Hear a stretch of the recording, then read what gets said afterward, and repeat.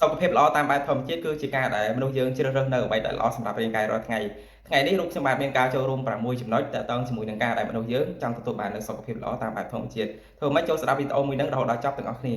ចំណុចទី1គឺពាក់ព័ន្ធជាមួយនឹងអាហារធម្មជាតិព្យាយាមហូបបន្លែក៏ដូចជាពពុះផ្លែឈើស្រស់ឲ្យបានច្រើនកាត់បន្ថយពពុះអាហារកែច្នៃឬក៏អាហារដែលរក្សាគុណភាពទុកបានយូរកាត់បន្ថយខ្លាញ់ស្ករឬក៏ពពុះអំបិលដែលញ៉ាំទៅប៉ះពាល់សុខភាពហើយព្យាយាមញ៉ាំទឹកធ្វើម៉េចឲ្យបានគ្រប់គ្រាន់ចំណុចទី2គឺពាក់ព័ន្ធជាមួយនឹងការហាត់ប្រាណយ៉ាងហោចណាស់ក៏បាន30នាទីដែរបងប្អូនទាំងអស់គ្នាចំណាយទៅលើការដើររត់ឬក៏ជិះកង់ឬក៏ធ្វើសកម្មភាពកីឡាផ្សេងៗពាក់ព័ន្ធជាមួយនឹងធ្វើឲ្យរាងកាយយើងសកម្មដើម្បីឲ្យទទួលបាននូវសុខភាពល្អធ្វើយូហ្គាឬក៏លំហាត់ប្រាណដោយការដកដង្ហើមដើម្បីបន្ធូរអារម្មណ៍ទី3គឺគេងធ្វើម៉េចឲ្យបានគ្រប់គ្រាន់ចន្លោះពី7ទៅ8ម៉ោងដែរនៅក្នុងមួយយប់ហើយជៀសវាងក៏ដូចជាកាត់បន្ថយការប្រើអេក្រង់ទូរស័ព្ទហ្នឹងមុនពេលចូលគេងឲ្យបានយ៉ាងតិចក៏1ម៉ោងដែរទី4គឺរស់នៅជាមួយនឹងធម្មជាតិពេលព្រឹកព្រលឹមព្យាយាមទៅប៉ះពន្លឺព្រះអាទិត្យនឹងឲ្យបានច្រើនដើម្បីបង្កើននូវវីតាមីន D ចូលទៅក្នុងរាងកាយព្យាយាមដើរលេងក៏ដូចជាដំណើរកម្សាន្តកន្លែងណាដែលសម្បូរទៅដោយធម្មជាតិបៃតងឲ្យបានច្រើនដើម្បីឲ្យជីវិតយើងពោរពេញទៅដោយសេចក្តីសុខនិងអារម្មណ៍ស្រស់ស្រាយ